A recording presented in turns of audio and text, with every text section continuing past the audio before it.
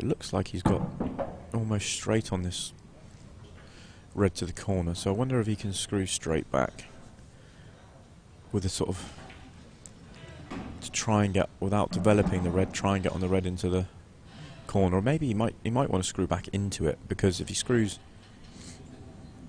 back into it, then he could well leave himself on the one along the bottom rail, or on the one he screws into. If he plays the positional play, it's a very tricky positional shot to get correct with a low margin of error.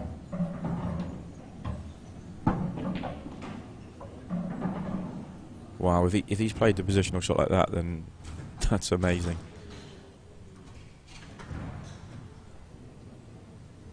I wonder whether he can see enough of it to put it to the corner. I think he was probably trying to screw straight back into that red and yellow, and just missed it. But if he can pop this, if he can. So if he played that positional shot, it's an incredible shot.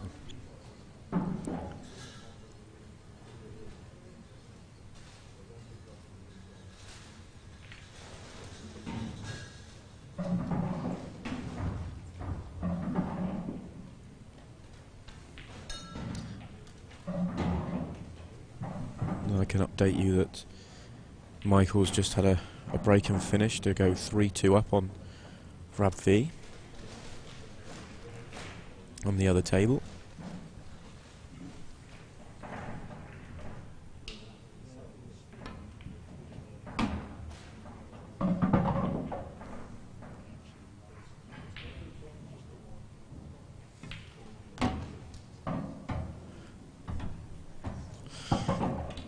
So that was a nice finish from Gareth, and then I've just been informed that if you want to watch coverage of the amateur match on the second table, we have continuous footage of that on our YouTube channel. We've got a second stream up and running for that match, but the audio will still be from this match, so you'll still hear me rabbiting on about the professional semi-final. But if you'd want to watch the amateur, then go onto our YouTube channel and find it that way.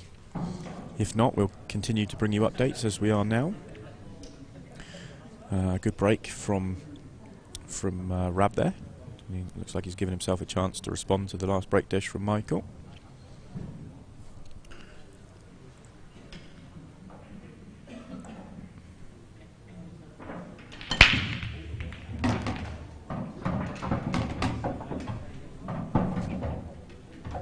What a crunching break. Absolutely huge.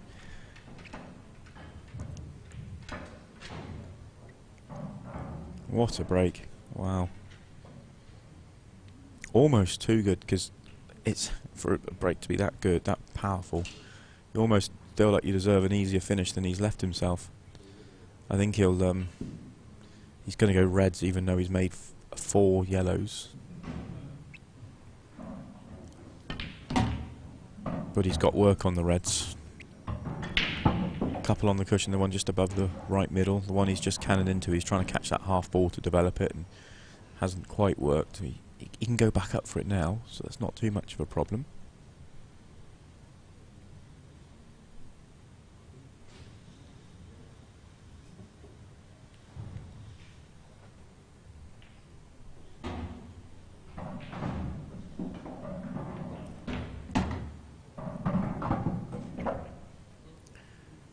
So I think he's going to play up onto the top one on the top rail now. I'm wondering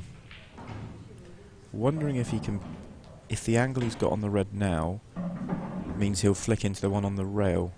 If it does, then he may play that. It looks like he might just miss it.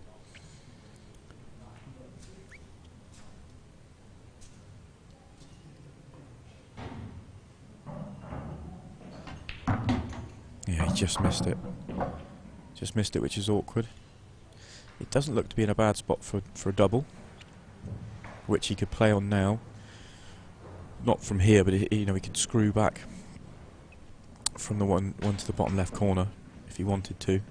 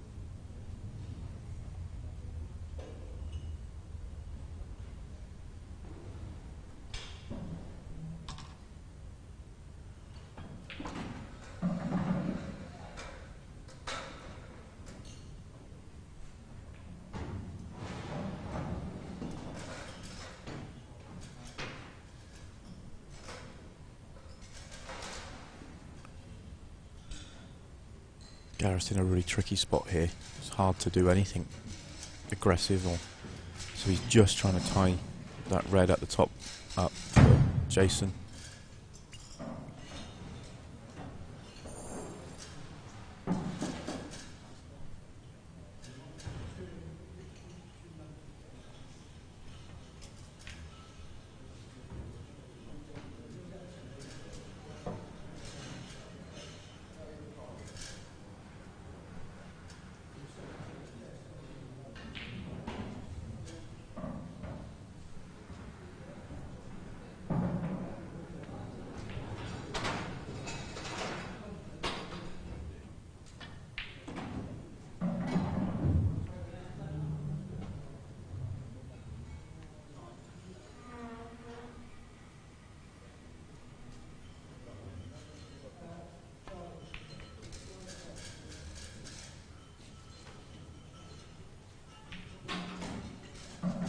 Gareth's just starting to work his way into the frame.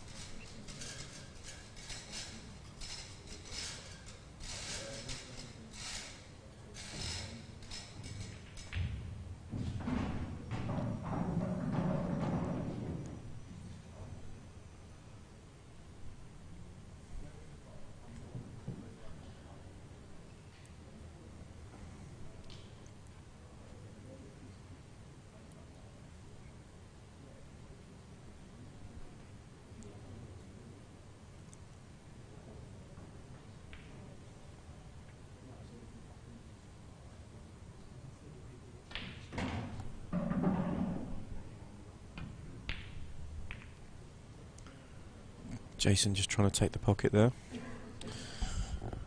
So whilst we're watching the professional final on the mainstream table, we've got the second stream of the amateurs happening, and if you're watching the continuous footage of that on our second stream on our YouTube channel, you'll be hearing me.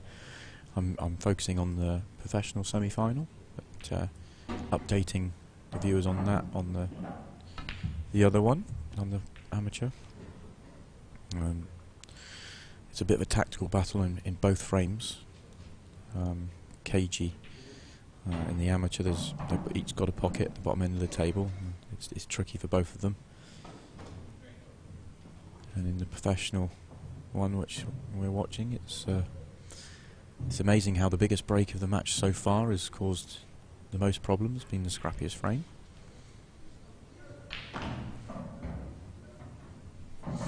Can also update you on the other semi-finals, or quarter-final of the professional event. Clint Hansen is waiting for the winner of Zach Wilkinson and John McAllister. It's currently 7-4 to John, and it's 3-2 to Michael Rhodes in the amateur semi-final on our second stream, and it's 5-4 to Phil Park in the other semi-final. But as I look across, Craig Brown has got a simple yellow and black to go 5-5. And he's missed the yellow. It was probably harder than I made it sound, because it's difficult because I'm seeing it from a distance, but it was still one he would have expected to make, so a really big miss, especially at the timing of the match. Meanwhile, Rab's made a very good finish to go 3-3 in the amateur semi-final as well.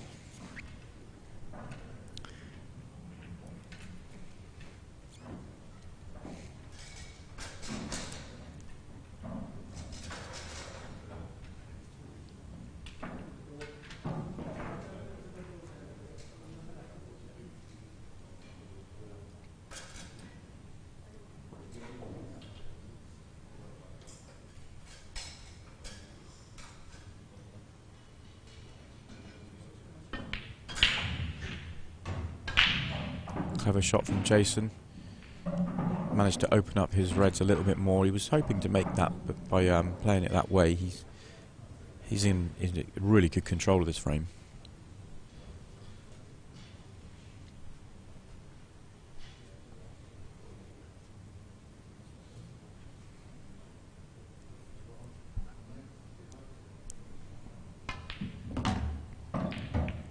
Oh, that's brilliant from Gareth. What a great shot.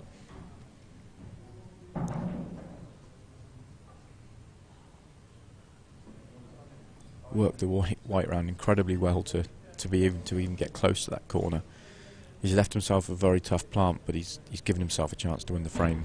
A chance that Jason probably probably thought he was going to come back with a good chance to win the frame, but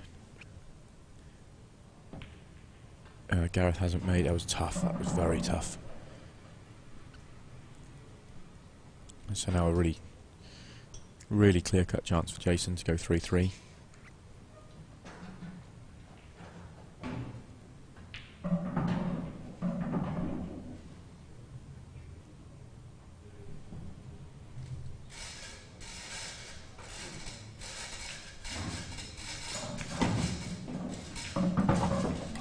It's a little short from Jason. He wanted to be probably nearer the bulk line than where he is now, but all that will mean is that he'll take the red to the left middle. It's just going to leave himself more distance on the next shot. If we can just cut to camera 6 for a second, we can see. If we could just cut to camera 6 for a second, we can see, there we go, Michael Rhodes just moving 4-3 ahead with that black. And then back to the main game.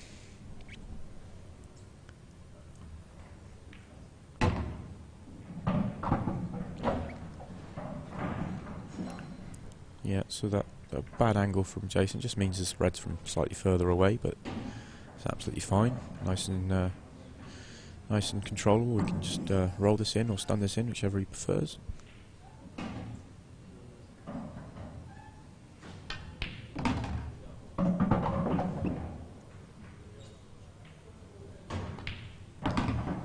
And that ties the scores up at 3-3.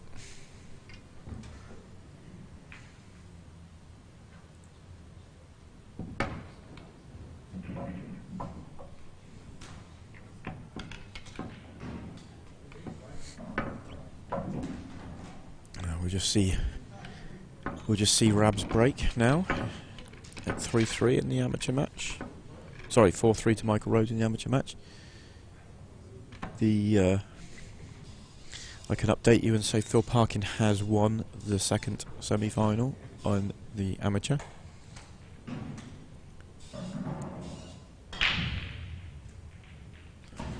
Jason's just popped out the room for a minute, and I'm going to do the same.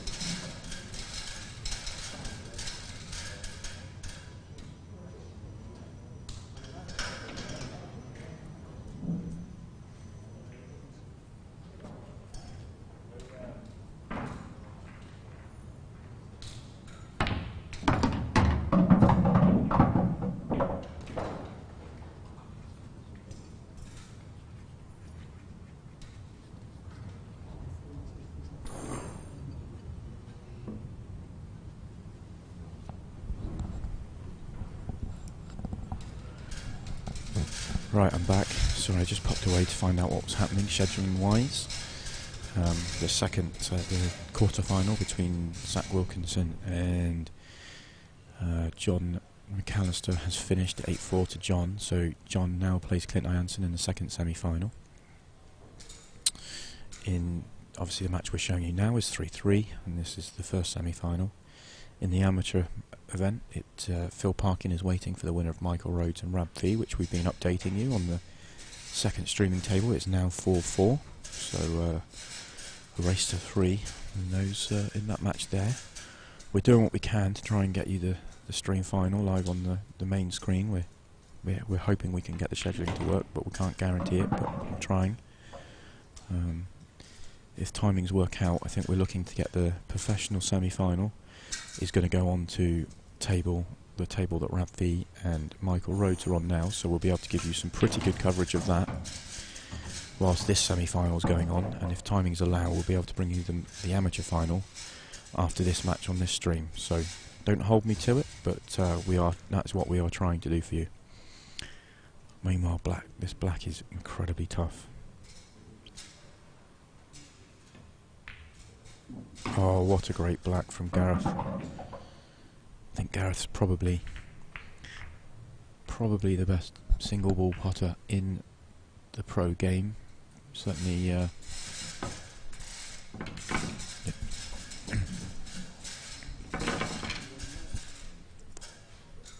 Gareth, 4-3 to Gareth.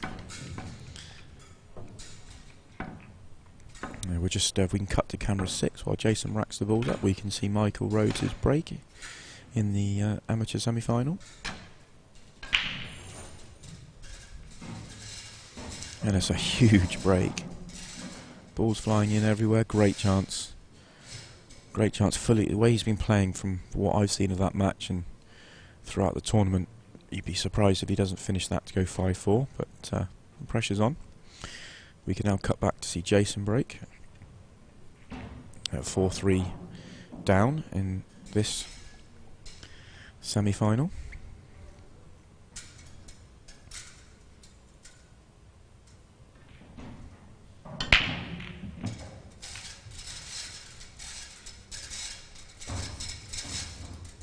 And he's come up dry. So his last break he made 4 balls, this time he's come up dry. It's a funny game. You feel like you hit them just the same, and one time 4, next time none.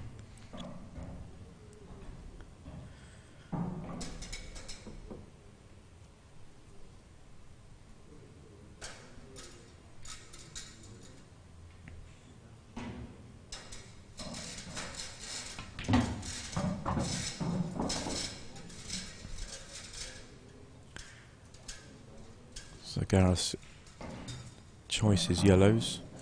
While we'll just nip to 6 quickly to see the amateur semi-final. We can see Michael, he's worked his way through this breaking clearance. He's left himself this one down the rail. He's a little touchy on it. We'll stay with this. We'll stay with this briefly while he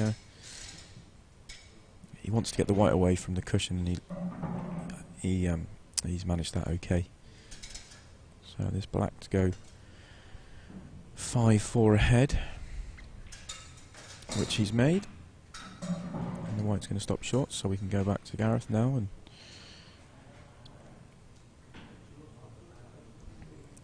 he's just having a look at what he needs to do to take these yellows out. He was just checking this yellow that he's on. He must go. He's played on it. The yellow goes past the other yellow into the top left corner, and it does. So shouldn't be any mistakes now. Just needs to be careful. He's going to take this one to the top left and the one to the right middle, and then he's got the yellow at the bottom of the table. He's got a little bit of traffic just to get through, so he's just got to be careful with that shot. It'd be a surprise to see it go wrong, but stranger things have happened.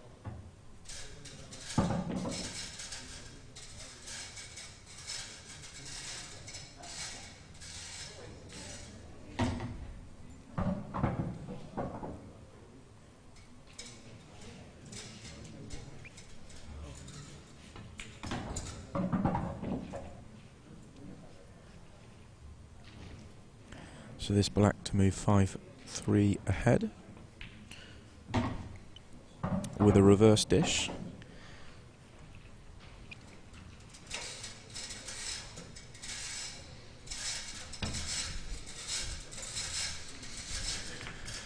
Nothing, we can't update you with the amateur semi-final this time because Michael has, after making that breaking clearance, he has just left the room for a minute or two.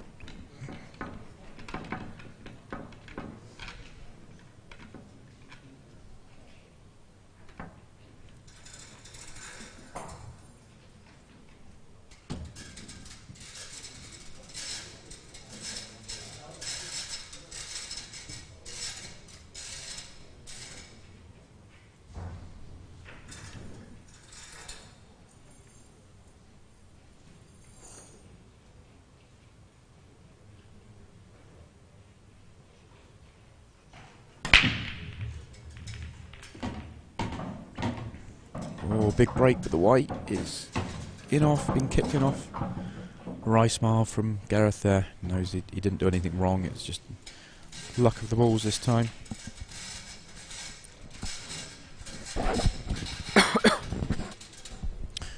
So important visit now for Jason. He's just he is.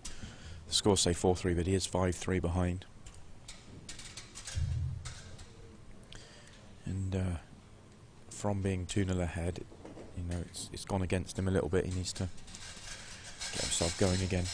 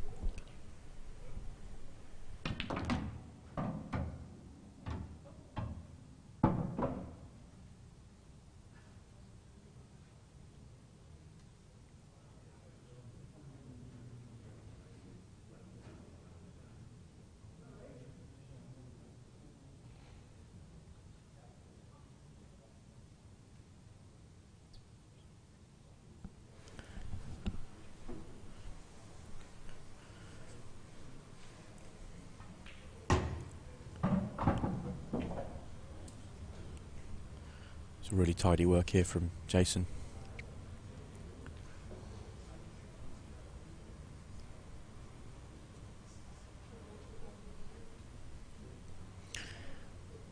This is to move. He needs these 3 balls to go 5-4 behind. He is currently 5-3 behind. We're just having a little technical issue updating that, but this is these 2 for 5-4 to Gareth.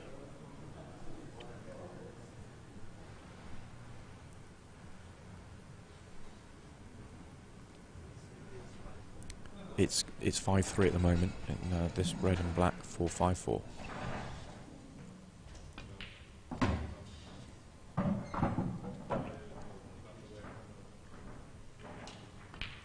So that's 5-4 to Gareth with a nice finish from Jason. He was. It's one of those, whenever you get kicked in off the break, you fully expect your opponent to punish it and win the frame, but there still needs to be done, and Jason did that really, really clinically. No mistakes at all. We can now go to camera 6 after a short delay where both players left the room. We've got the action continues at 5-4 to Michael Rhodes.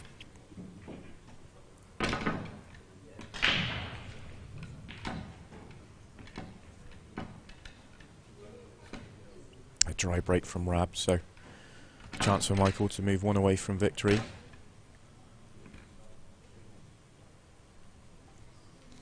Gareth's just popped away from the arena on the mainstream table, so we'll stay with this for a few minutes while he's out the room.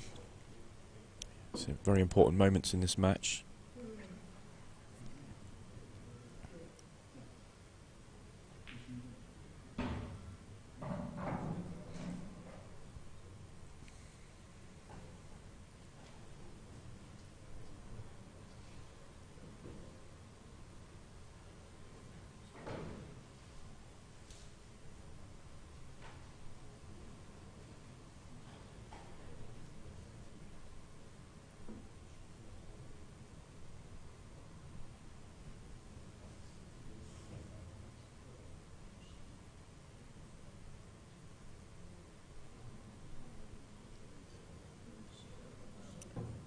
Just, it looks easier than it actually is. It's just that red nearest the left middle.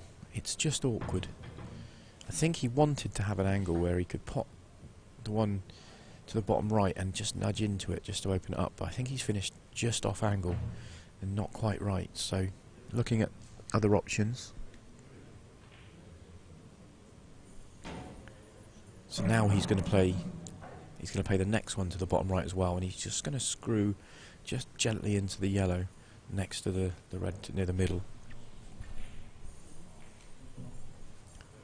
But he's missed the pot, so, and he got the cannon absolutely to perfection, but the pot no good. What damage has he done? Does that yellow pass the red?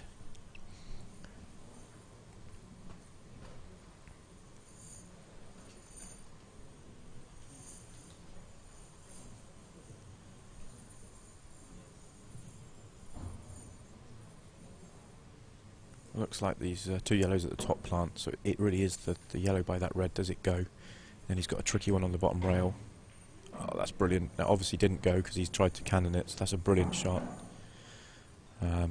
So his now major problem is the yellow at the bottom. It's not too big a stumbling block, and the black's awkward to get on unless it goes into the left middle. But he may clear the path for it for the left middle now, so if he takes the one along the top rail, leaves himself the yellow to the left middle, he can then nudge that red out the way while staying on the other yellow to the right middle, and that would give it clear a path for the black if he needs it.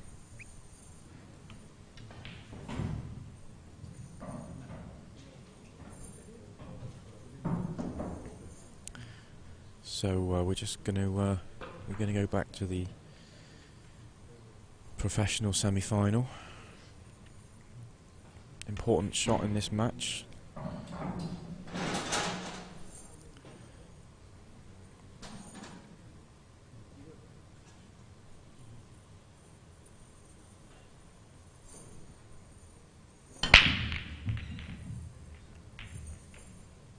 He's come up dry again. He'll be disgusted with that. He's been hitting the brake brilliantly and just back-to-back dry breaks at the wrong time.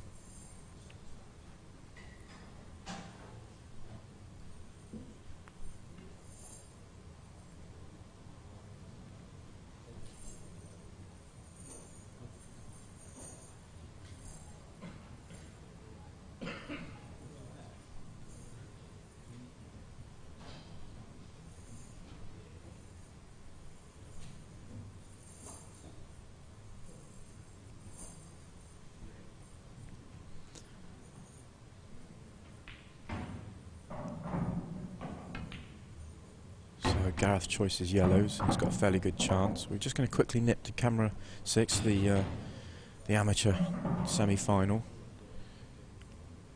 And he did what I said. He did clear the red away from the left centre to open up that pocket for the black. So one good pot on this one along the bottom rail from awkward queuing. He should bump the red just above it out the way and leave himself straight on the black. Tough shot though. And it was tough. As soon as he finished awkward queuing, it was tough.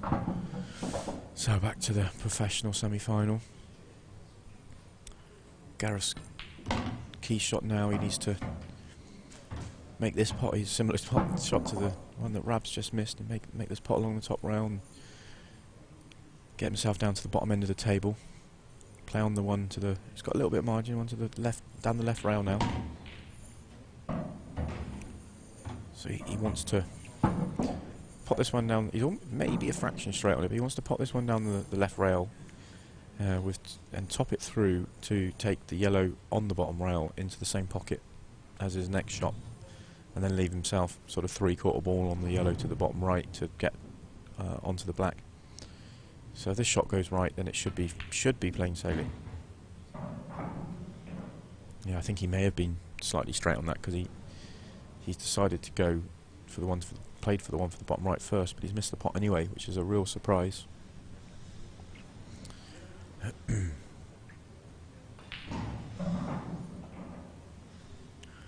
While Jason, we just nip back to the amateur match while Jason reviews what he's going to do. You can see that Michael's worked his way to this point where he's got these 3 balls for a 6-4 lead and put himself one away from victory.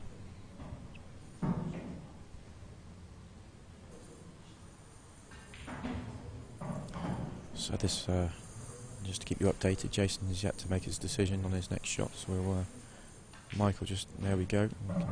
6-4 to Michael. We can go back to the professional match.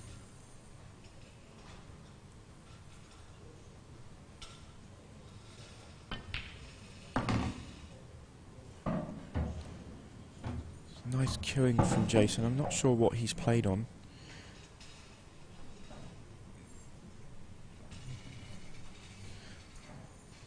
If he's played for the red to the top left, he's come too far. Maybe he's played in such a way that he was looking to play some sort of snooker behind the red at the top left next. But tricky to know what he was trying to play on.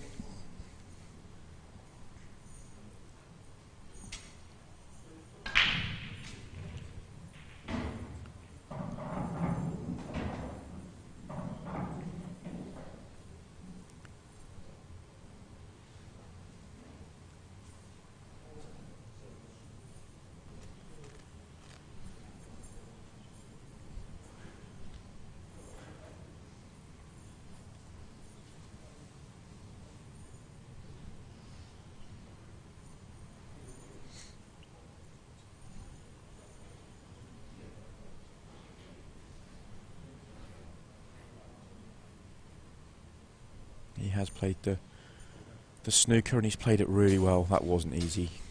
Table tap from Gareth, acknowledging that shot.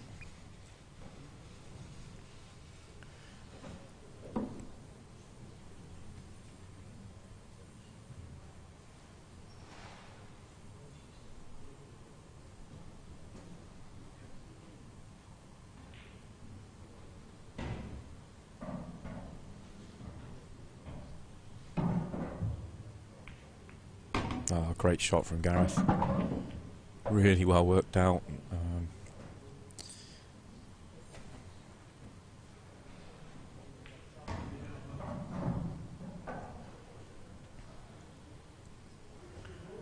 So he just wants to come back almost level with the yellow. There we go, maybe a 3/4 ball. We can just pop this, drift in for the black down the rail to move 6-4 in front. Which he has. He's got the position he needs. So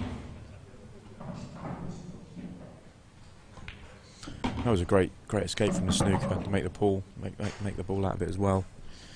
We'll just nip to the amateur semi-final, and this could be the last moments of this match. So we'll stay with it for this visit. Michael needs these 3 balls. And he's finished. He's finished perfect. So it's this yellow and black for the match, and to put himself in a final against Phil Parkin, which I believe we're going to bring you on the mainstream table, which will hopefully make a lot of you out there happy.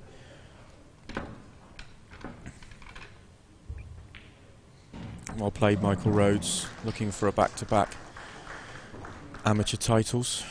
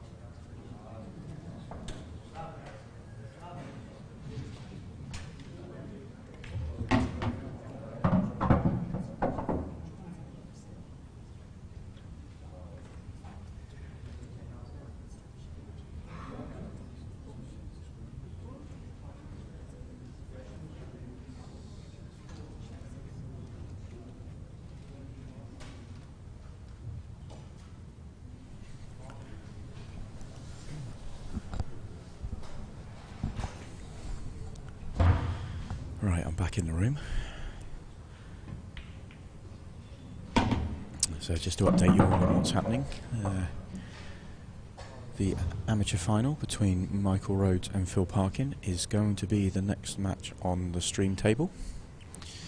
We are currently running 2 streams. We've got a second stream table which we've been dipping in and out of on the main stream, but if you want to have continuous footage of that second stream table, you can go onto our YouTube channel. That's a great shot from Gareth if he's on this. Margin of error was very small. Yeah, if you'd like continuous footage of the second stream table, where we will be showing the semi-final between John McAllister and Clint Jansen in the professional event, then you can go onto our YouTube channel and find it there. If not, we'll continue to do what we have been doing and just dipping it in and out of that match. Gareth's just asking for a referee for this shot because it's going to be very tight to hitting yellow first. It's just worth doing, just in case. So Gareth's trying to. He's on the red to the left middle. The potting angle is going to be very, very tight to hitting the yellow first, which is why he's gone for a referee, just to make sure there's no arguments between the players. None of our matches are refereed apart from the finals fully by the referee. So this is what we do. If you think you're going to have a contentious shot, you'll call a referee over. We'll soon see Scott McMillan in the arena just to watch over the shot. Yeah. So just finish off what I was saying. The amateur final will follow on here. The professional semi-final, the other professional semi-final will be on our outer stream. We'll dip in and out of that match as well, and then following on from the amateur final will be the professional final, which will be the final match of our 2017 IPA Tour season. We do have some World Series events which we may mention over the next couple of hours, but stay tuned. The next few hours should be really exciting. That shot was absolutely fine. Go back to the main camera, we can see Gareth on the black for a 7-4 lead. So Gareth 1 frame away from the final. You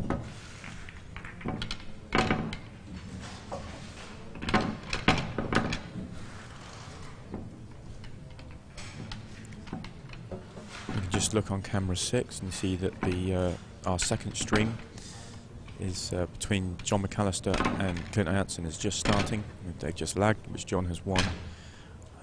If you are watching on our second stream, which was a continuous feed of this game, you will hear me commentating, even though I'm going to be commentating on the main game. So you may find it slightly confusing, but that's what's happening. So we can go back to the main arena. Jason with his needing to win 4 frames on the trot now. But that journey starts with this frame.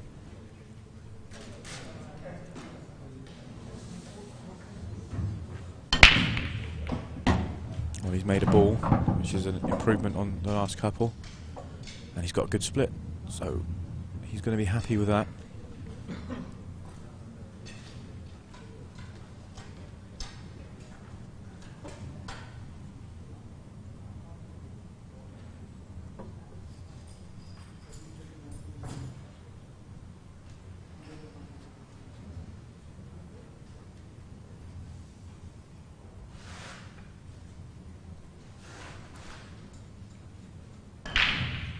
I think in an ideal world he wants to take yellows. He doesn't have a great first yellow. He does have some options. He may decide to go reds, which has a couple of problem areas. Oh, the yellow he's nearest to actually goes into the middle, so yellows are still fine.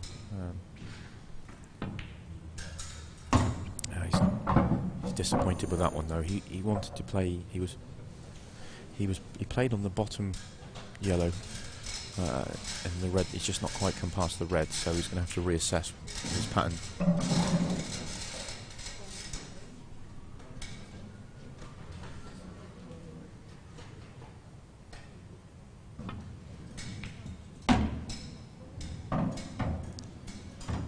That's okay. Got a nudge he didn't really want, but he's finished okay.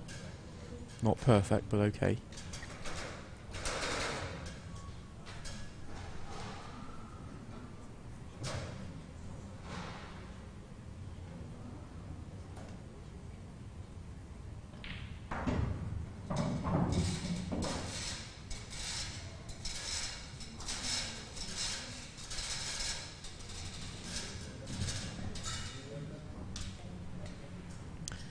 The yellow furthest up the table is kind of causing a problem. It's difficult to get on, and it's difficult to get on in such a way to get onto the next ball after that. So he's looking at a thin nudge into the left middle. He'd love to avoid. Oh no, I think he's gone back to the middle one of the three. Oh, he had an angle where he could stun across for it. He wanted a slightly fuller contact on that red so he could stay on the yellow for the same pocket. He can still pot it into that pocket, but it's a lot thinner than he wanted, so this finish is just getting tricky.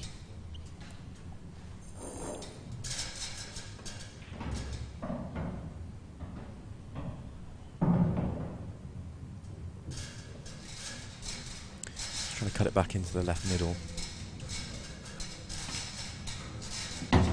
That's a nice shot. Well controlled. So now a delicate little screw shot. Yellow to right middle. Depends how thin he is.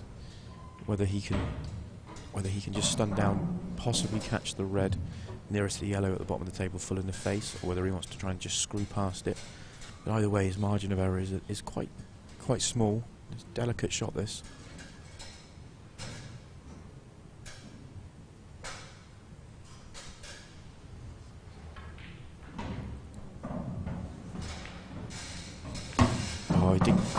Not sure he quite played it with a nudge off the black as well, but he's absolutely delighted with that.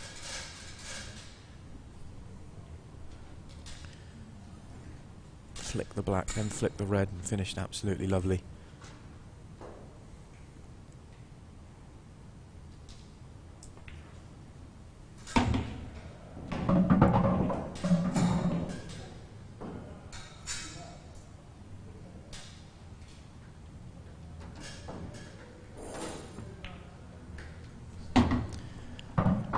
That was a really well played finish from Jason. That was first shot went against him, and he just was awkward all the way through.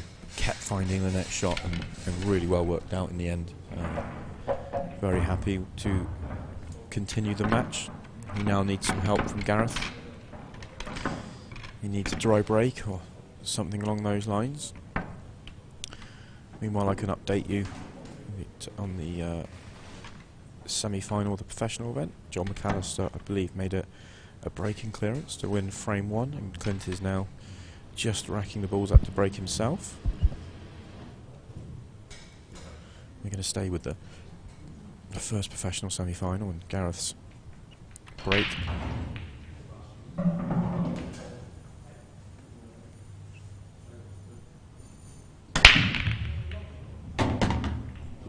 He's made a ball, he's made a few balls. How's he finished? Camera 4 shows, I think,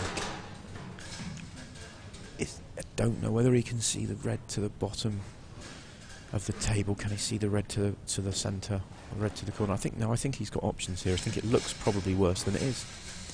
I think he can pot the red he's nearest to into the top right. He can pot. I think he might be able to pop the red into the right centre and possibly to the bottom right corner.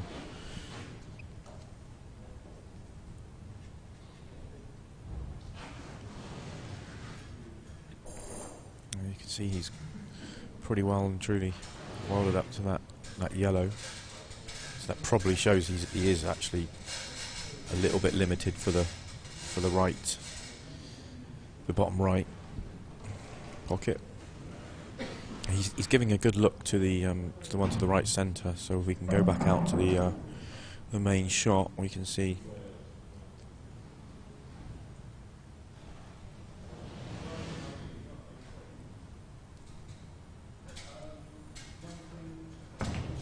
it did go to the right centre. So now he's made that. This is a brilliant chance to win the match. Only thing that can really go wrong is he's going to play this one now to the left centre, and then he's going to go bottom right. Oh, I did not expect that. I don't think Gareth expected it or Jason expected it.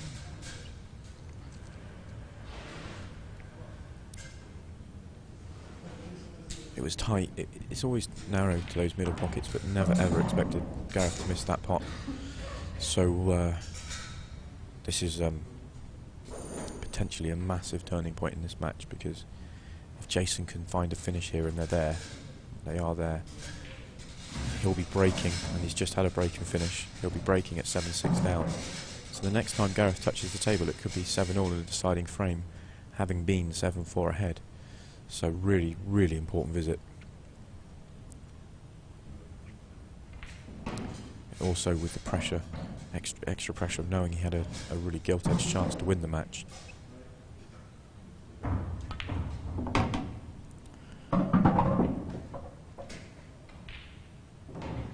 And in the second professional semi-final, Clint Hansen is on a very simple black to make a break and finish of his own to go 1-all. So that's one break, one clearance apiece in that match.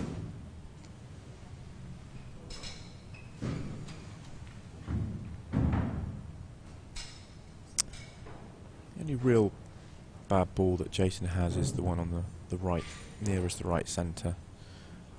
He may be playing to move it now. He may even decide to play as a double or play it down the rail.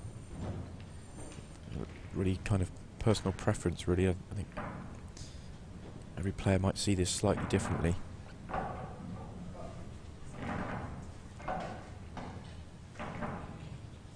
The problem with moving it is he might not be on another ball next. I think that's exactly what's happened.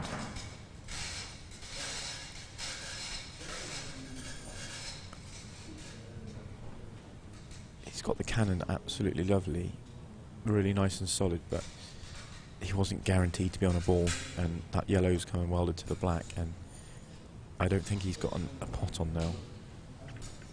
So he needs to contain the situation somehow.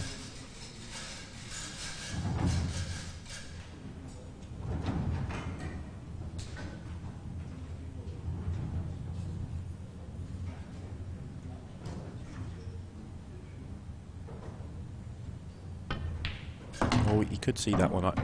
His camera angle was deceptive. I didn't think he could see that ball. Now the question is, does the yellow nearest the black go to the bottom pocket? I think it does. In which case, he's got no problem. He's just having a look at it now.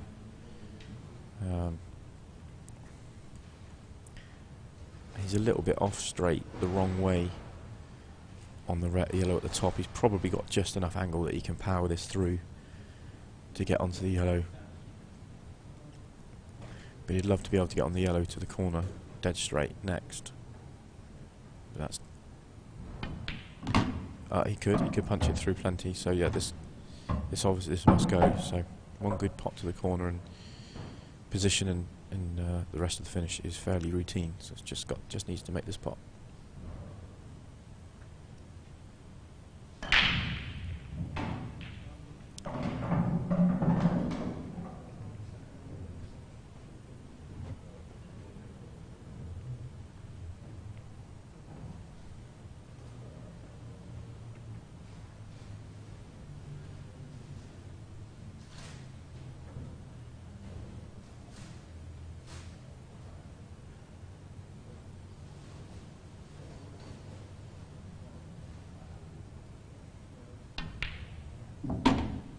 That's nicely played. There was pressure on that shot. He's passed that test with flying colours, and he will make no mistake from here. So here we go, 7-6.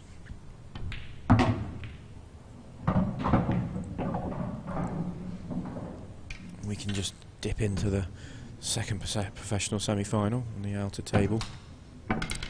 John McAllister has made a ball off the break and potted a couple, and he's found himself here.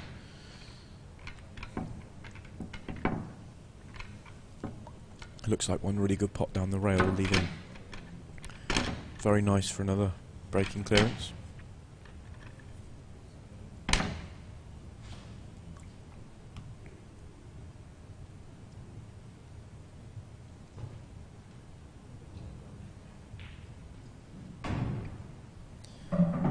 So now he's made that, he should have should make these from here. He'll think he should. So we can go back to the mainstream match. Jason, this is a big break. The last break was a break and finish for him. He needs another one now. He needs to really ramp the pressure onto Gareth.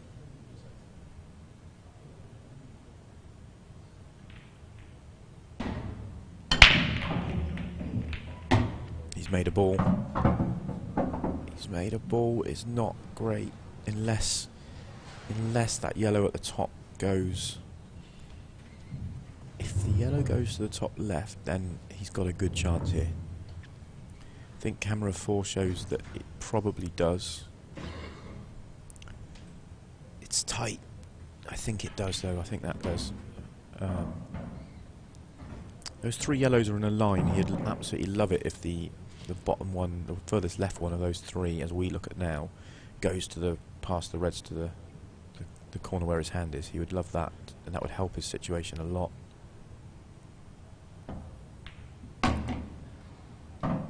Especially now, because if it doesn't, there's nothing else on. I think it must do.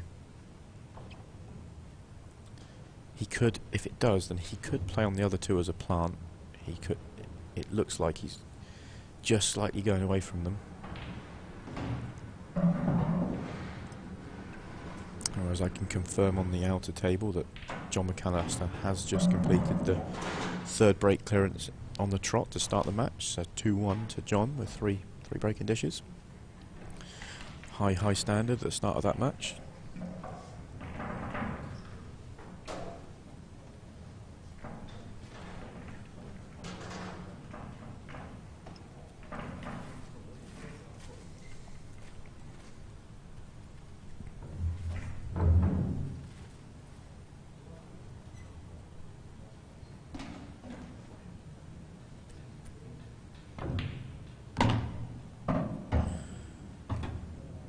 So he's rolled through. I wonder, I think maybe his plan is to take the yellow to the middle, but it's really hampered queuing now. But was to take the yellow to the middle, just bump into the other yellow, nudge it nearer the corner pocket.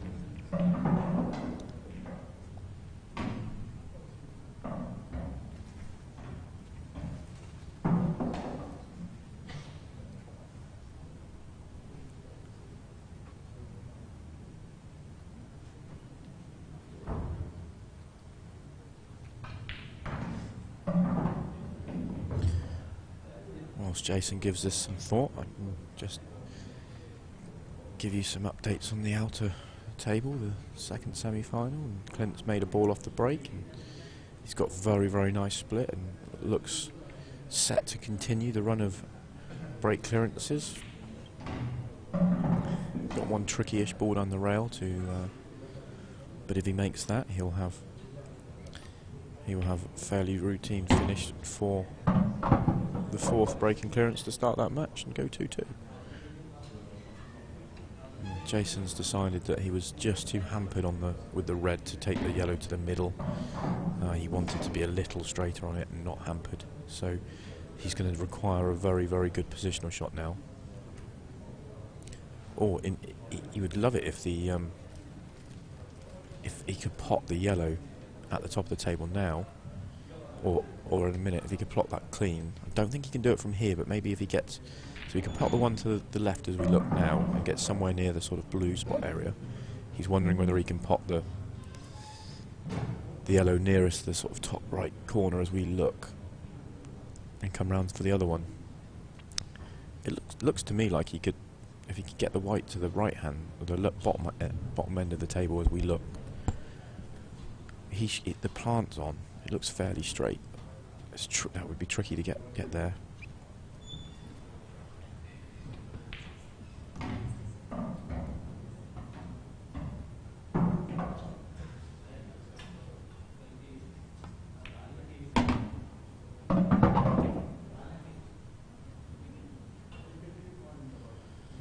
So he's played for.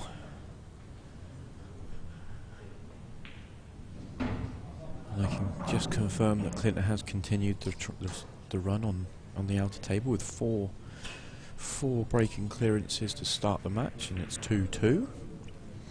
Just looking, I've just stood up to get a better look with the naked eye rather than on the screen, and this looks, to me it doesn't look on, but it must be. May have to play this with a tracer side.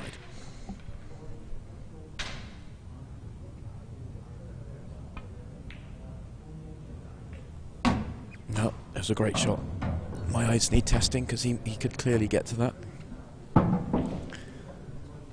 And that was a really good shot, so he needs another one.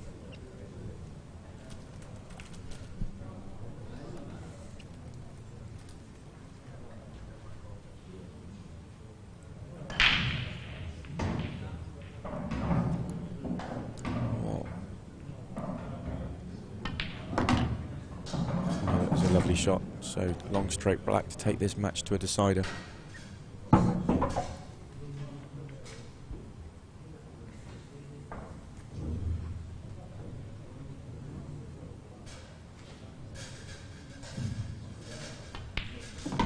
there we go. 7-7. A really good finish from Jason. That was tricky. So he's just left the arena, and we can pop to the second semi-final in the outer table, and the run of breaking clearances has ended. John had a really big break. You can see how well he split the balls there, and he's made a couple. But the white got kicked in from the middle of the table, so really unfortunate. And Clint's got cue ball in hand, so anywhere behind the line. And these sort of situations with an open table like this, he's just given it some thought to how he wants to make this as easy as possible. But those reds look super inviting, and it's very difficult to see how he could go wrong. Looks like he's thinking about moving the yellow that's nearest the red, nearest the left middle. Looks like he's just trying to move that out the way, and then he's going to go reds. Or he might actually play. He might play red to the. He might play the red to the right middle, and just roll through an inch, and then play the yellow-red plant, and then go reds. Because once he's played the red, he would be. It would still be an open table. So I've seen a few options. Just been joined in the commentary box by Mark Pickworth, which means the heavy lifting must be just about to start. hiding from the table tech team. Oh, no, I'm only joking. No one's seen me. No, in the background, you might have heard just on the background noise, you may have heard a few bits and pieces. We've been taking down the outer arena on one side whilst these matches have been going on as quietly as possible. Well, there's people went to collect the tables, aren't they? You know, so this is the end of them. Yeah, we've sold all the tables off, and all the balls, and all the bits and all the pieces. That was a nice shot choice from Clint. Only come here for this last frame drama. Yeah, so we'll pick that match back up again in a minute, but we'll go to the main match on the stream. Has he got a ball? He's looking red. Oh, he has got a ball. I thought that was going to be dry, but last couple rolling. Yeah. It's a standard last frame decider split, that is. There's a little bit of drama in this frame. Oh, I can't see past reds here, to be fair. Yeah, he's got a tricky red though, and the black would be tricky. Yeah, because there's not a great ball to get in there, is there? Not brilliantly. I think this is Gareth was 7-4 up, and this is a real test of his temperament because he's missed. For him, it was tight. It was one to the middle pocket, but he's missed. He's missed a ball, probably for the match. He still had to make 2 balls afterwards, but if he makes the ball, he probably wins the match. 8-4, or it might be 8-5. And it was a very, very surprising miss from Gareth. And he hasn't seen the table since. So, well, it's good play from Jason. yeah, as well, Jason made a really, really good finish to tie these scores up. Gareth's just got a kick there. Yeah, he weren't happy with it, was he? Oh. Clint's just watching the outer table at the same time, and Clint's just overran his position on the black, so he's got a delicate cut back black to complete the clearance that we started watching a couple of minutes ago. Just wondering if you'll see Gareth. Surely, would he go in this shot? Is that what he's looking at? Yeah, he needs to get into that red, black, yellow, yellow cluster, doesn't he? Especially while that red's over the bottom right bag. Wow. Oh, it's not great. It's not gone well. He's a little bit unlucky, to be honest. If he just catches the yellow before the cushion, they probably ping open nicely, but he catches cushion first, and now they're horrible. Like you say, there's going to be some drama in this one. There's some drama in this frame. I mean, he hasn't got much options now, has he? Does he still continue to be aggressive, take the red to the top right, and then play the plant with the ball in the middle, which is a super big shot, isn't it? Yeah. And then you're relying on a bit of luck. You know, anything could happen. Yeah. Because there'll be some power in the shot, won't there? Oh, yeah. Just on the outer table, it's Clint's turn to come up dry or give John an opportunity off the break. The second professional semi-final started with 4 break clearances on the trot, and now Clint's just dished John's break, or he got kicked in off, and now Clint's broken dry. So every frame off the break so far, high standard in that match.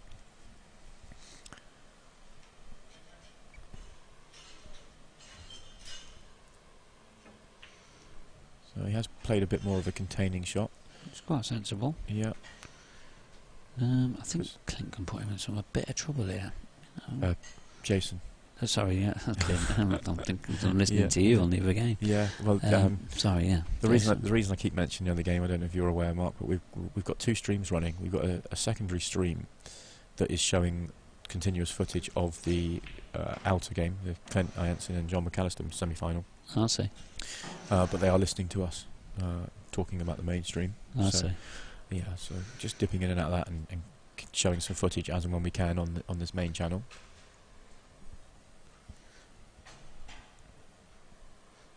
We're looking at trying to get the bag here, is he? It's pretty good. Yeah, I think that's okay. That's a great shot. That's really put Gareth in a lot of trouble.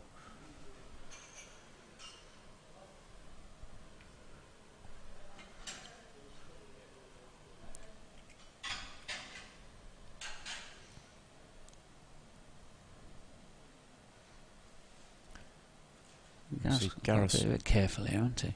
Yeah. Because they don't believe in the shots. If Gareth's total snookered, which I think he is, it's difficult. You might be able to see the one at the top. Then he can just come on and off the cushion and rest on this red, and might be able to put. There we go. He was total snookered. He's still living the one of the bottom corners, isn't he? So. Yeah, he could have got the snooker back there if he had just rested on it, but that would have taken a perfect shot.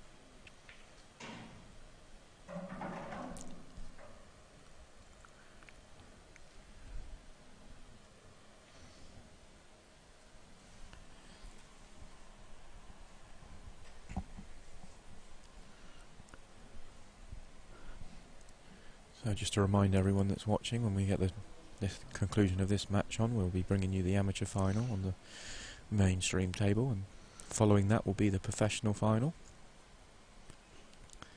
So plenty more footage to come throughout the day.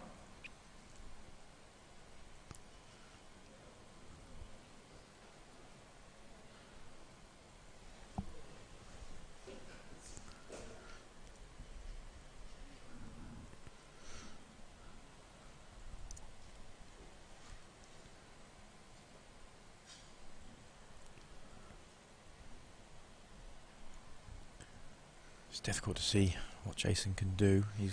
You feel like he's in control of this frame, but with it being Blackwall rules, it can change, and there isn't that much in it. I feel like he's just going to roll it down towards the yellow. It's the only real shot he's got on. It's guaranteed, isn't it?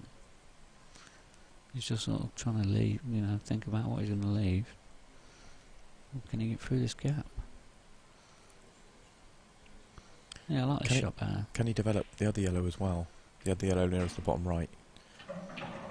Oh, he's just played the double. I wondered whether he had a bit more angle on that. He's unlucky there not to finish straight on that yellow, because for the skill shot, that was a real good opportunity of a skill shot. But the black was still tied. But Jason's definitely got the ball over there to develop that black, hasn't he? Yeah. Well, he can develop it off his next shot, but the question is, does he want to do that before he's sorted the yellow on the right-hand side? Yeah, he's got a decision there until it's 7-all. You either go for it now and you've got that skill shot later on, or you can develop later on, or you... Because I think he's got a good angle to go into. He could play the plant and then go up to develop the black.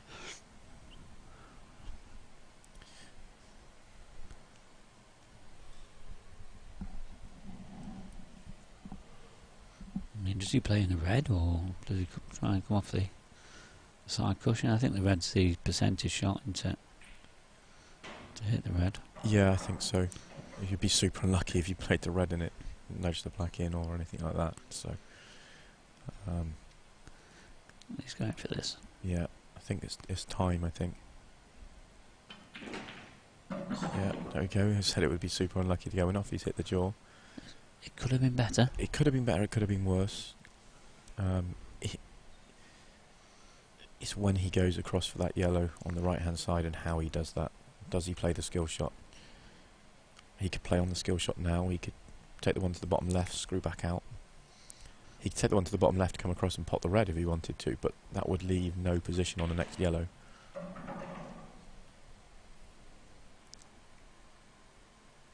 Whatever he does, he's got to commit to it now, hasn't he? So this is it.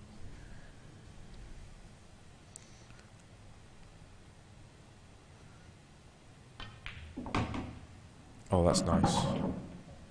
He's got an angle now where he could screw across, but then if he screwed across to pop the black, he would pop the red over the pocket. That would not leave you position on the yellow, so he might want to play really tight and delicate position onto the yellow.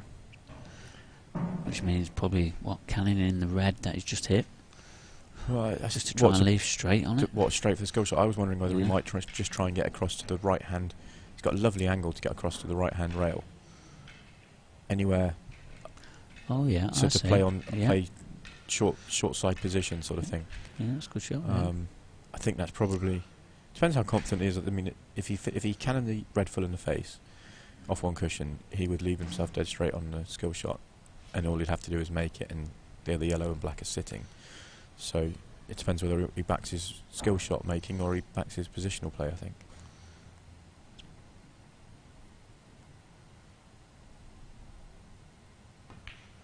It's looking good. Is it short? Is it gonna? It's short. No, he's just got there. That's a pretty good shot. That's a good shot. He's just got there. It's just a few shots away now. I think he's delighted with the outcome there. It was a lovely little touch, really, wasn't it? Yeah. And just on the outer table, John McAllister completed that finish. So that's 6 straight off the break. 4 breaking dishes, 2 reverse dishes, and it's now 3-3. And he's made a monster break in frame 7. Tough shot, this. Does he use the top cushion as well? He's got to. Oh, he could hold it. It's lovely. Oh, he's played that well. And that's match over. That's... just got a little bit of composure now. Bit of composure. And just got to... It's a little thinner that actually on this first camera it looked almost just 3/4 ball, but this is a little thinner. Every now and then you can just flick the near jaw and he stay up, so just got to be careful.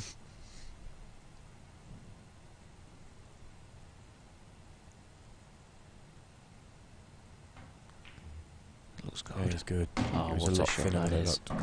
And that's some emotion there. Yeah, he's played. He's fist pumped. He has played brilliantly from That's well 8-4 behind. Well played, Jason. Yeah, I think From 7-4 behind, he's played brilliantly. He was helped out once by Gareth, but some of the finishes he's taken out at 7-4 have been absolutely incredible. And well played, Jason. We will see you in the final in a short while, in a little while. We've got the amateur final first. Yep. Okay. So what is it going to be? About 5 minutes, we reckon. Well, we're just going to flick. We'll just flick to the. We're going to show a bit of coverage of the. We're going to game? we're going to carry on with the Clint game. So it's currently 3-3. Okay. John McAllister at the break. All 6 frames so far have been from the break. 4 breaking clearances and 2 reverse dishes.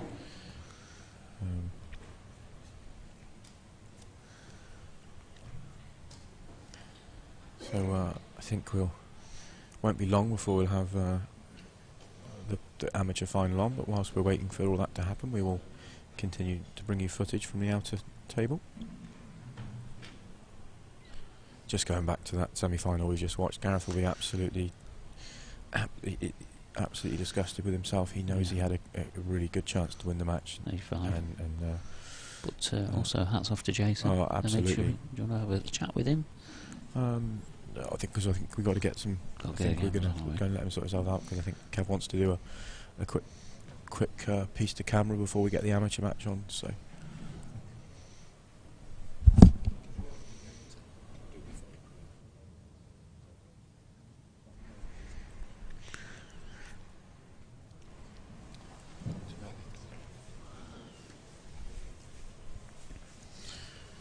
Yeah, so just been whispered in my ear that the amateur final is going to follow. We're not going to do a bit. Kev wants to do a little bit to camera, but he's going to do it after the amateur final. So stay tuned. We'll bring in the amateur final very shortly.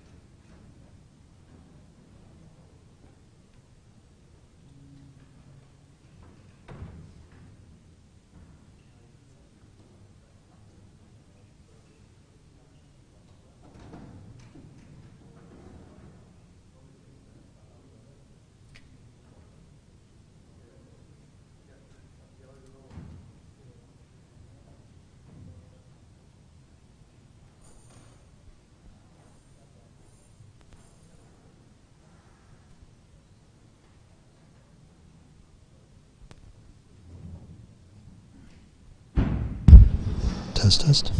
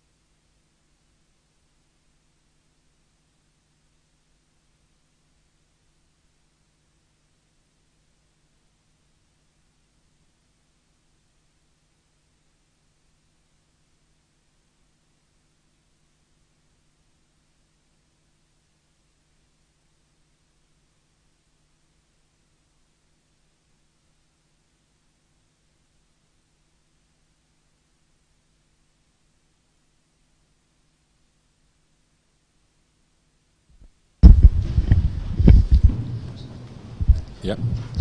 Testing.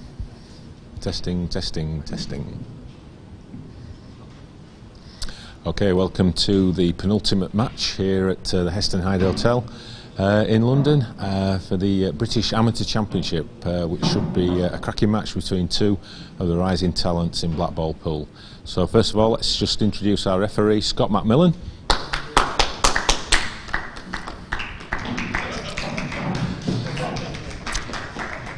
And introducing our first finalist, Phil Parkin.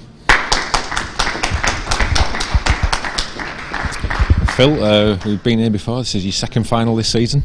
Yeah, looking forward to it. Hopefully do one step further this time and go and win it. Tough semi-final against Craig Brown, who's done really well in the tour this year, so you must have been delighted how you played in that. Yeah, I got my own back from Newcastle. Lost 7-6, but yeah, I performed much better. And yeah, good. So what would it mean to you to finish the season off and win the title? Everything. Yeah, be really good. Yeah. I mean, top off a good season. Okay, well, do you know much about your opponent in the final? Yeah, he's a decent, but I've got my work cut out. So yeah. Okay, well, play well in the final, Phil. Phil Parkin. And his opponent, who's looking for back-to-back victories after his success in Coventry, Michael Rhodes. Michael, you're looking to do back-to-back victories. That'd be nice, wouldn't it? Aye, I just wish I'd had a shave, like, but I forgot my razor when I come down, so it's stuck with a bit Santa Claus going on. Well, maybe that's a lucky omen for you. Maybe, you don't know. We'll find out, won't we? Good victory over Rab in the semi-final. Yeah, that's probably the best game I've played all weekend, to be honest. And I broke Pillar all weekend, and that's probably the best I've queued. So I just hope it continues in the final, really. And to win back-to-back titles, what would that mean? Well, it'd be pretty special, I suppose, especially my first year playing pool. So, we'll see how it goes. And the standard in the amateur events is absolutely through the roof. Yeah, it's frightening. I mean, you could probably, about 30, 40 players who deserve to be pros, but everybody can't be, so it's nice to get through the pack. Okay, well, play well in the final, Michael. Cheers, Michael Rhodes. Okay, it's a race to 7 frames for the title, so I'll hand you over to Simon Webb in the commentary box.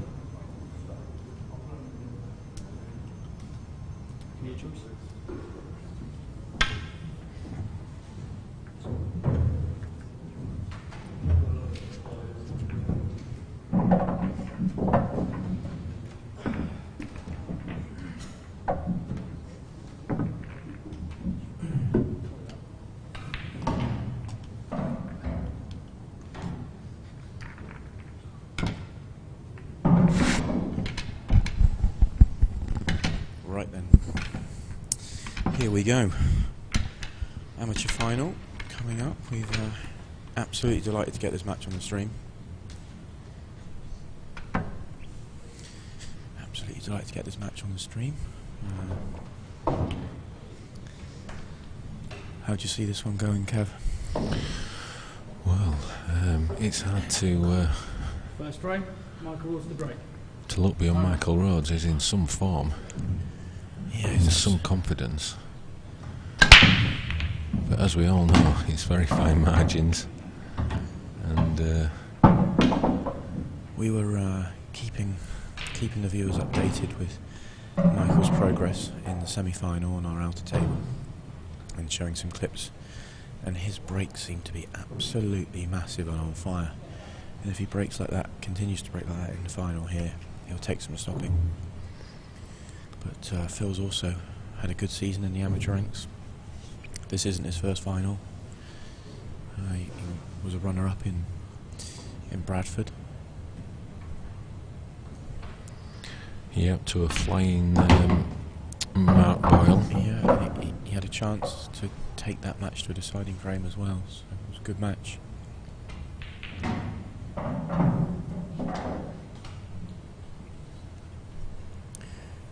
We'll also continue to just keep you updated on the progress of the second professional semi-final on the outer table. We'll dip in and out of that from time to time as well. It's currently 5-3 to Clint Jansen.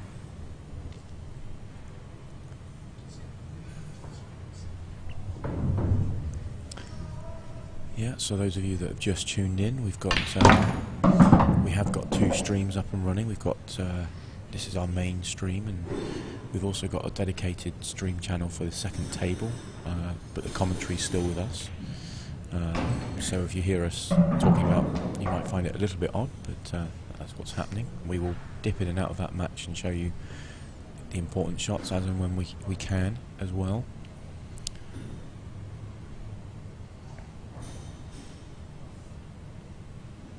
Tricky plant this. The problem as well is the yellow. The yellow that he's using, that he's hitting to go towards the right hand side rail and get tied up with the red. Yeah, went straight across that one. Hit that a little bit.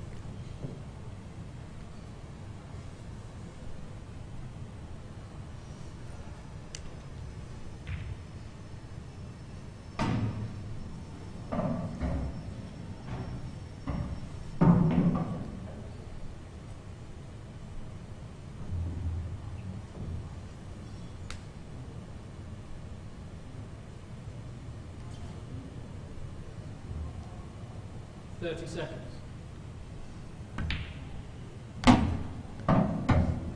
think Phil would love to be able to this one into the top right as we look and just brush past the red so that he can get on the red, the only awkward red. Oh, brilliant shot.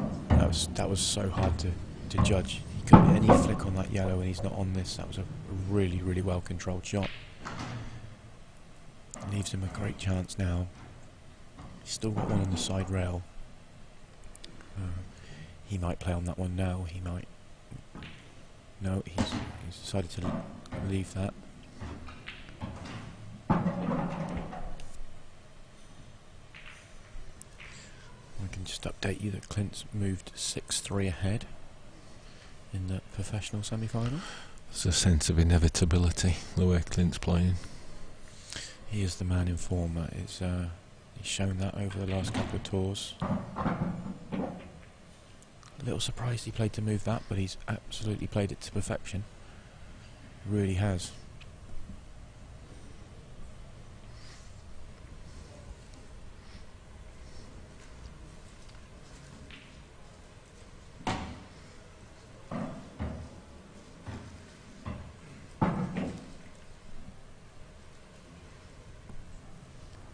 It's a delicate little pot into the middle. Shouldn't have a problem, but it is delicate. So if people are looking for the second stream, how can they find that, Simon? So the second stream, so you need to go to the IPA Pool YouTube channel, and you will see 2 live streams in there. One is for this dedicated stream channel, and the second stream channel will also be there, and it's called IPA Table 2. That makes sense. Yep.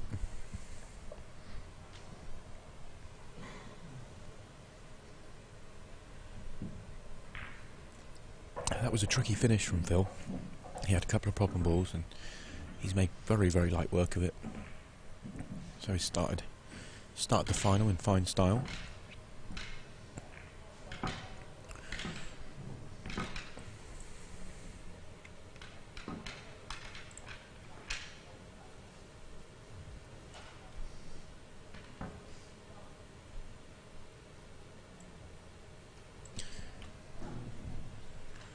Kev, do you know, as I was just coming back to the arena as the first break happened, do you know if Michael potted off the first break? He did. Okay.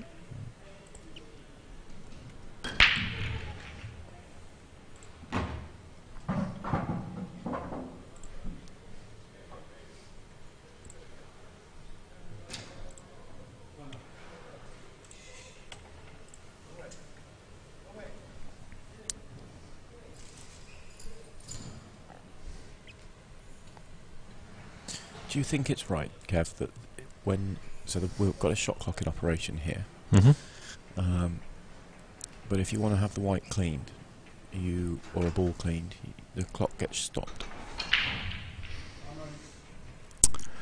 It's a way of buying yourself an extra 20-30 seconds, if you should so choose.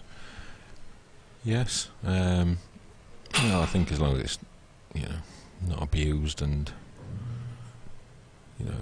No one should ever need a white ball cleaned more than once in a frame. So it's just using the rules to your maximum benefit. I don't have an issue with it. Just find it sort of a slight oddity. You can see in the background there as we watch Phil walking around working out what he wants to do. You can just see in the background there the outer table that we've been talking about.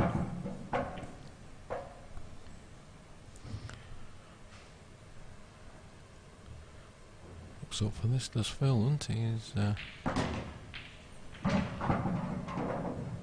not holding back. He's punching them in with a lot of confidence.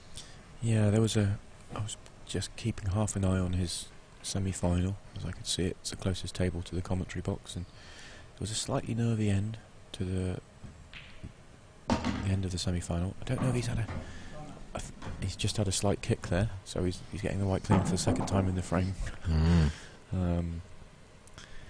But yeah, slightly nervy end up in the penultimate frame. A couple of missed chances from both players, but a nice decisive finish to win the match. 7-5, I think it was in the end. That was 7-4. So he certainly started this match confidently.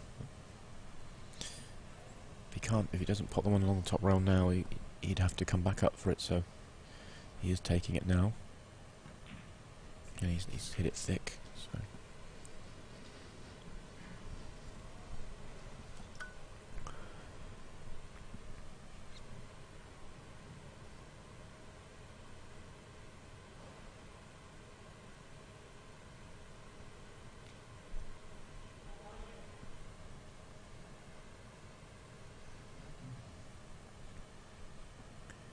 So can Michael do to Phil what Phil did to Michael in the first frame? Can he punish the error? 30 seconds.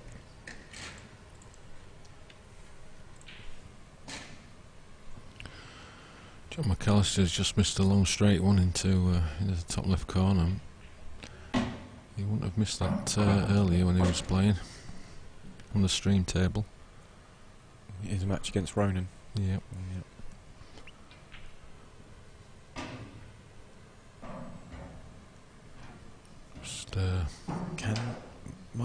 Can he's finished a bit awkward there. Do you think he can pop the one to the left centre? He can flick this in.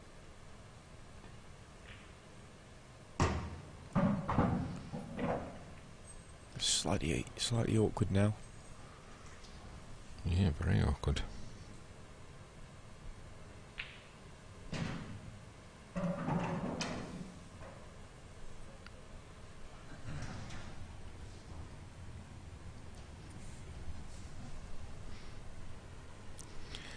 So I hope you're all enjoying watching the amateur final. We don't always get a chance to show it, but we've got that opportunity here, so we've taken it. Good cueing there. Looks like he... Obviously, if he's played for the skill shot, the red's a long way from the edge of the pocket, so I don't think he has. Oh, he's got the one into the centre. It's a thin cut. Probably wants... Oh, he's played the double. Well controlled. But, for once, the schedule worked our way today. Yeah, it's definitely helped having the option of the second stream, so we could dip in and out of other matches as well. But the scheduling has worked out really well for us today, so we'll be able to bring you amateur final and follow on with a professional final, which is absolutely as we'd love it in an ideal world. A bit like Phil in the previous frame, Michael's made this very, very tricky counter finish look very, very simple.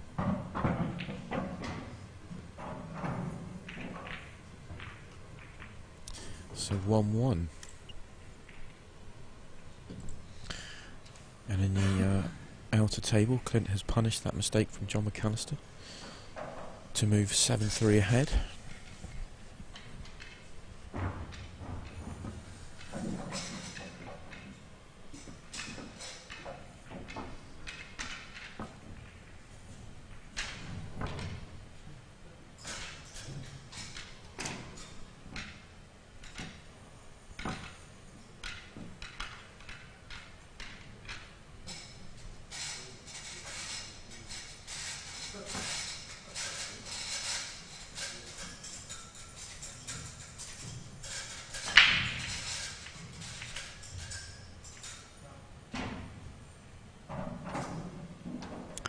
So I mentioned it, Michael's break in the previous a little earlier, and he's I think he was breaking really, really well in the semi-final, making lots of balls and getting big splits. It's made a ball again, got a nice split.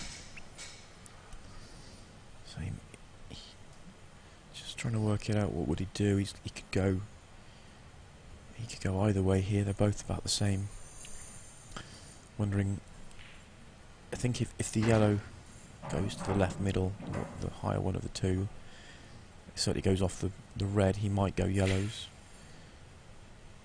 He could go reds, he could go with the red-yellow plant to start with. When he is going yellows.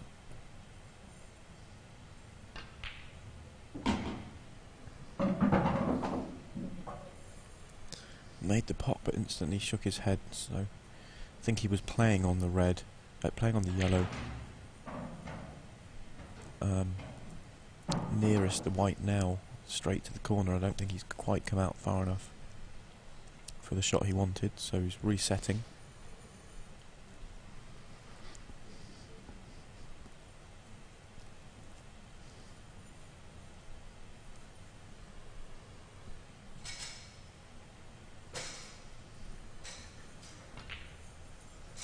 He's still taking that one, but just missed it. That looked good. I thought that was going to fall, but it's just not gone in.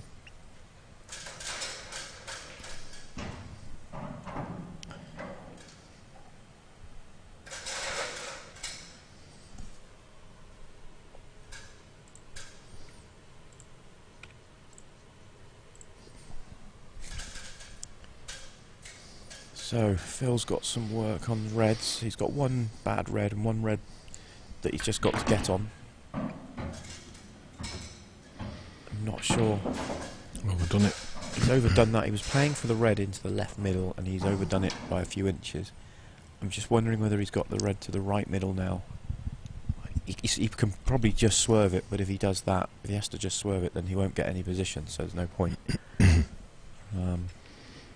He has got a thin cut up the rail.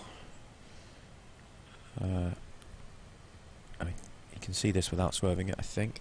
That's what he's looking at now, so he needs to try and get back onto the red into the left middle. Looks okay. Yeah, I think he wanted a fraction more. Screw onto the yellow that's on the left hand side. Don't think I can screw it back into the other yellow. Yeah, Could do. He could. Okay, so a couple of really good shots there to get himself back into a good position. Looks like he's just off straight, so he'll be either punching on and off the cushion or screwing into the yellow just below him. So the next shot will be tricky positionally, because it looks like the natural angle is going to be to go close to the red on the bottom rail when he pots this. So it's whether he plays into it or is he going to screw on and off the cushion. Ooh, just but tricky now. I think I'd have dug a bit more and screwed back across the face. Across. Yeah. John McAllister pulls a frame back. Yeah, breaking clearance on the outer table.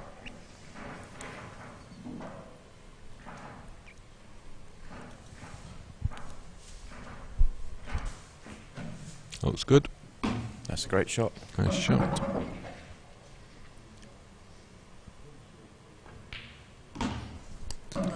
Really good finish again from Phil. So each frame's followed the same pattern.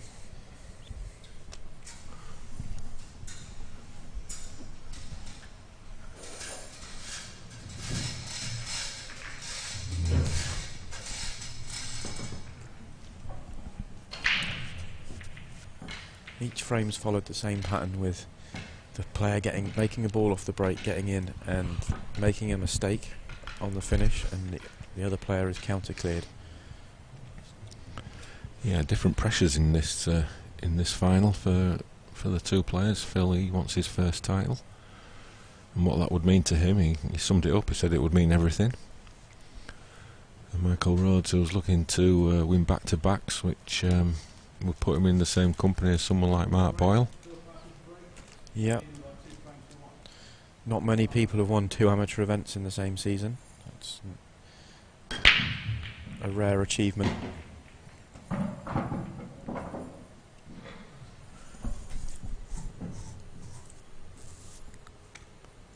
He's only won 1 amateur, hasn't he? I was going to say, Mark Boyle's only won 1 amateur anyway. Won 2 opens. 2 opens and 1 amateur. So yeah, it would surpass the feats of Mr. Boyle. I mean, We know the strength and depth of the amateur game, and for anyone to win 2 events is pretty good stuff. It's very, very impressive.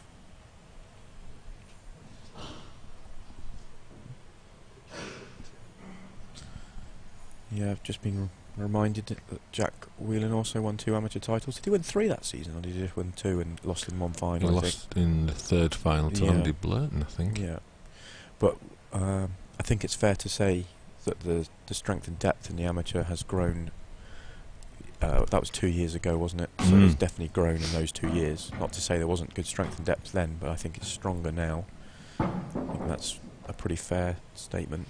Mm. But still impressive for anyone to do it. Of course, Jack did it as world champion as well. Yeah.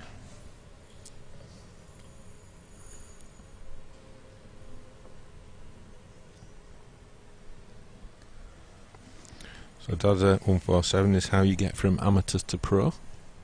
Okay, so there are ranking points available for both open and amateur events, and the top 16 amateurs at the end of the season will be offered professional status.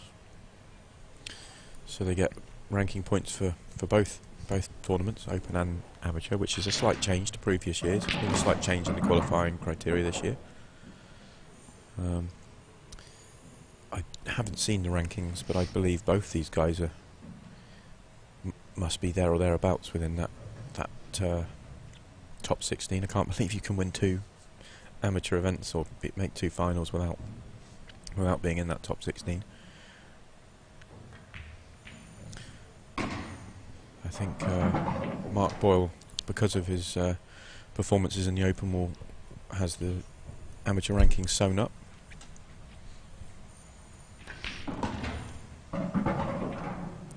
It's going to be a difficult positional shot now, and unless he can he screw into the yellow and just hold the white? 2 rails. Oh no. Oh, That's a poor shot. just wanted to catch the top yellow, not both. I thought he might have spun that round of 2 rails because he had a nice path to get into that. So the sort of pattern of the match continues. Mm. The player makes a ball off the break, makes a mistake. Mm.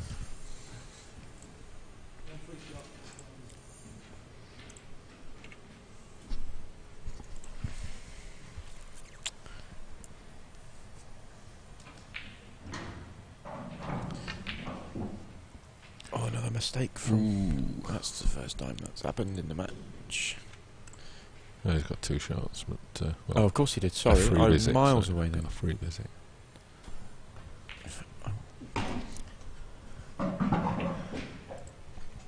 If we can just quickly cut to camera 6, we're just going to jump to the outer match because this is for the match, and he's missed the one down the rail.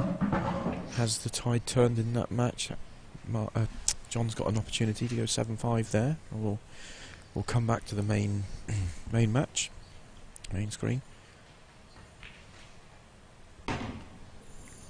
So the pattern of the match can continue. Sorry, I was a little bit lost there for a second. Should clear now.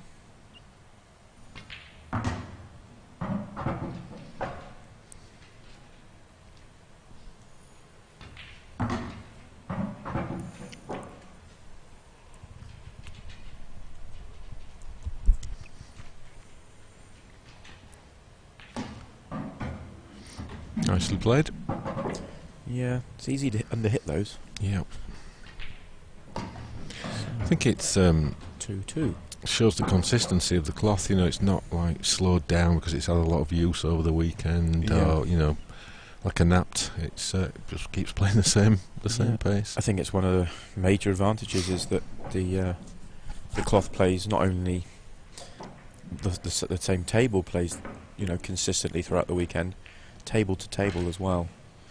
Players can move from one table to the next table and feel, absolutely no difference. Whereas that's not always been the case with the napped cloths. Our tournament director is Paul Bed, never wants to put the same player back on the table they've just played on, and I think that's a sort of feeling from the old days where, you know, one table could play slightly different from another. You just don't notice that with this cloth. Fifth frame, Michael was the break. 2 frames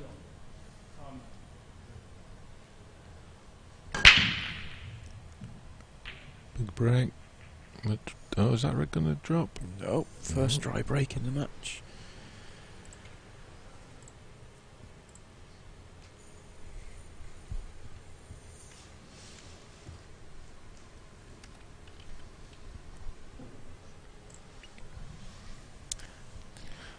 A lot of tension there in this. You know, it means a lot to these guys. It's not every day you get into an IPA final. Can only be one winner. Yeah. No, the pressure's on. Be on the CV forever. Do you think, with that in mind, that gives the edge in this match to Michael because he's already got that on his CV? Well, they always say that. Some people say that the second one is harder to win than the first. Okay. Well, So I'm still working on the first, so we'll.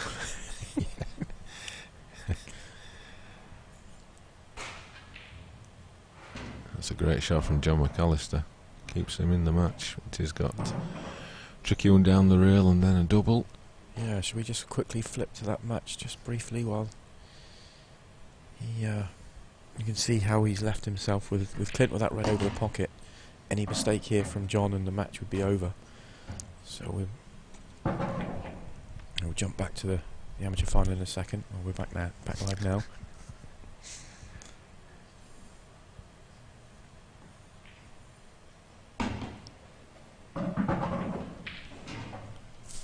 John potted that shot down the rail. Yeah. So we can just no, hang on a second. We'll let him give him some thought. And Okay, sizing the shot up now. yeah, so we can just flip back to that one now. It's a tough positional shot as well. Looks He good. sort of played it slowly, backed himself to make the tough black. So if we just stay with this for a second or two, we'll keep you updated with Phil on the main table.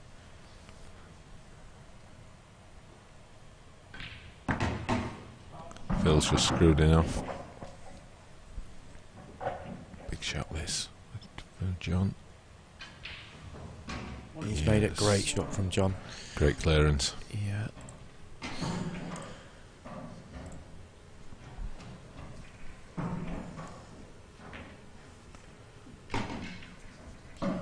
It's a lovely shot from Michael. He had the cue ball in hand, so it didn't matter if he potted it, but it was better for it to go in. Shouldn't have a problem from here, and that would continue the pattern of the match. That the first chance player with the first chance has made a mistake, and the second player has counter finished. Counter finished. Counter finished. Counter clearance. Counter finishing. Counter finishing. Yeah.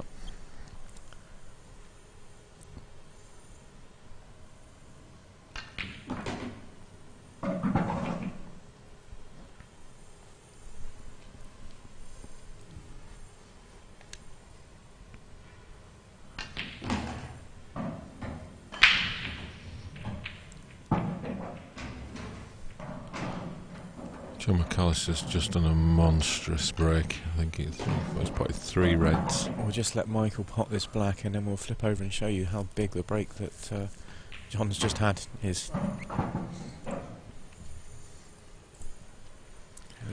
There we go. That's as he's been left after the break. So he's made 3 reds.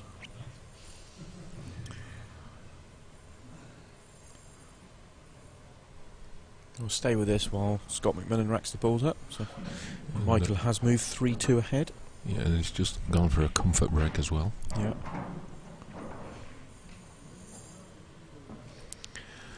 So building up to the climax of the event and the IPA Tour season. So immediately after this, we'll be bringing you the pro final, where Jason Rimington, a resurgent Jason Rimington, is in the final, and he's awaiting the winner of Clint and John McAllister, and Which is heating up nicely because John looks a fair bet to go 7-6. Really putting the pressure on Clint now. Yeah.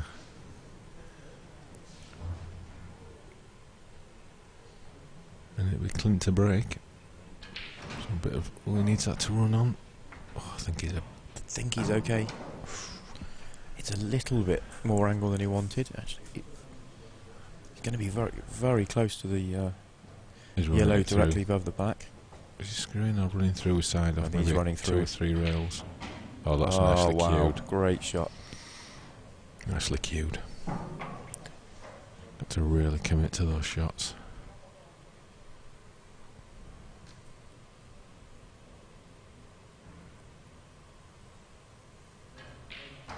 Drills the black. 7-6. That's getting juicy, that one now. It really is, yeah. It's similar to the other semi-final, the other professional semi-final. Clint's missed a tough ball to win the match, and it's turned. And Gareth missed a tricky ball to, I wouldn't say to win the match, but he would have had 4 almost routine balls to finish if he makes the one in the middle that he missed. So, yeah. We're not missing anything in the amateur final. Michael has left the arena, so we'll stay with the professional semi until he returns. This is a huge break, because if it does go to a decider, it's John to break, and we've just seen how his break's working. There's been a huge number of finishes from the break in this match, so if this break goes badly for Clint, it could be his last shot, and that's from being a long way ahead. He's employing the cut break. Can't hear anything. There's a red. Oh, he's made a red. He's got a great split on yellows. He's got to like that. He's got a good split on reds, but he's not got a red. So yellows, he's got one bad yellow. The yellow on the right hand side, the red blocks the path. That other than that, everything else is routine. Other than the fact it's 7-6 in the semi-final of an IPA professional event. Yeah. Nothing's routine at this stage. Nothing's routine at this stage at all. So we've been here too many times to realise that. Just wants that to pull up, just so that he could develop that other yellow. I think he's got the angle. He has. I can see from here. Oh, he's absolutely perfect. I've just stood up for a better view.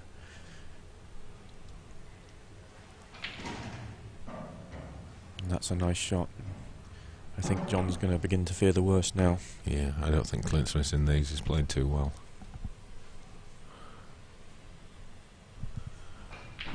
Just wondering where Michael's gone.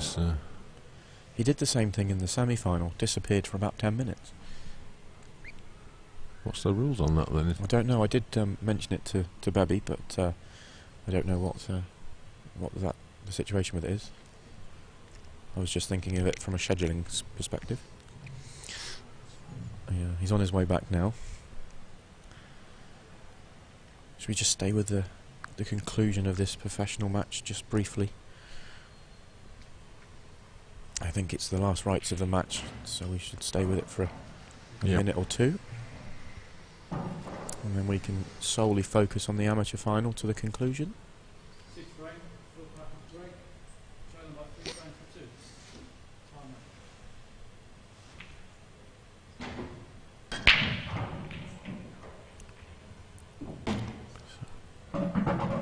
So it's all about the 6-inch of screw back.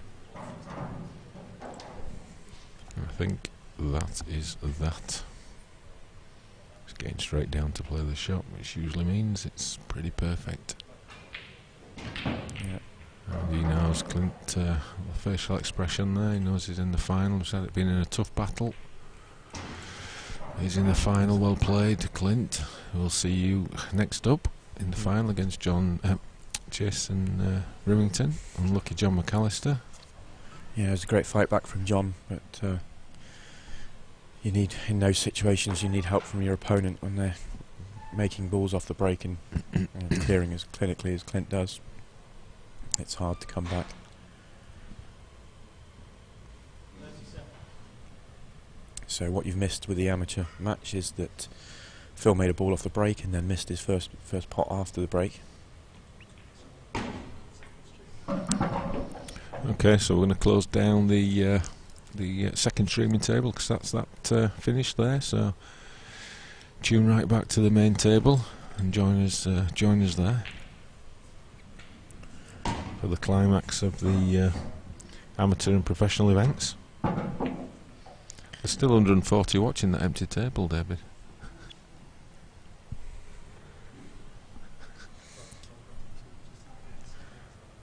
Right, Michael needs to develop the yellow on the left hand side. Can he do it this shot? Great shot, great shot.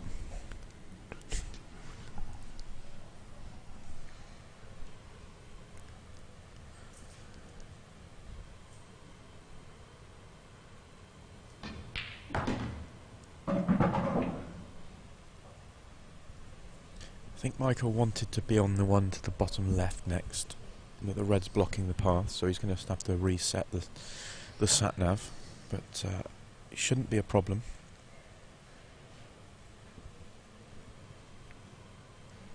He will have a little bit, so if he takes the one to the left middle now, he's going to leave himself sort of 3/4 ball on the yellow over the left bottom pocket. He's going to have a little bit of traffic to avoid, but there's acres of space between it. Yep. He sort of wants to swing the white round to where, almost exactly where it is now. He's looking at taking the yellow first, because there's more margin of error to get onto the black, which is probably sensible. He could just drop this in one cushion and play for the black to the top right, rather than the right middle. But he's got enough room to swing around. This looks perfect. Yeah.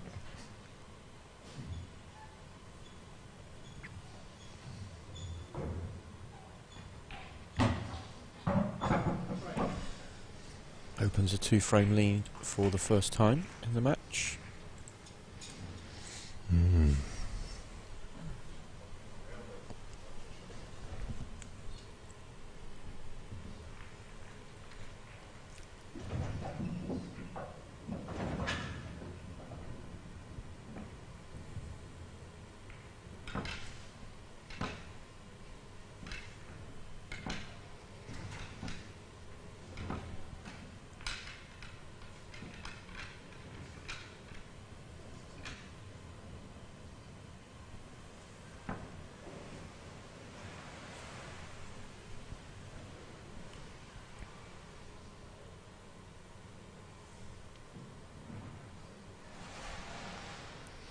So I hope you're enjoying watching the amateur final.